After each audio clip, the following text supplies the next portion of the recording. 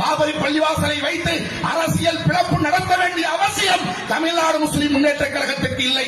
காரணம் என்னவென்று சொன்னால் 1992 பாபரி பள்ளிவாசல் இடிக்கப்பட்ட போது தமுமுக இந்த அமைப்பு இல்லை. 95 தான் நாங்கள் துவங்கினோம். 92 பாபரி பள்ளிவாசல் இடிக்கப்பட்டதில் இருந்து தமுமுக துவங்கப்படுகின்ற தேதி வரை பாபரி பள்ளிவாசல் என்கிற பேரை எவனாலும் இந்தியாவில் உச்சரிக்க முடியாது. தமுமுக துவங்கப்பட்ட பிறகுதான் இழந்த உரிமைகளை இந்தியாவிலே இஸ்லாமியர்கள் இழந்த உரிமைகளை மீட்டெடுப்போம், இருக்கின்ற உரிமைகளை பாதுகாப்போம் என்ற இரட்டை தாரக வரிகளோடு தமுமுக துவங்கப்பட்டது.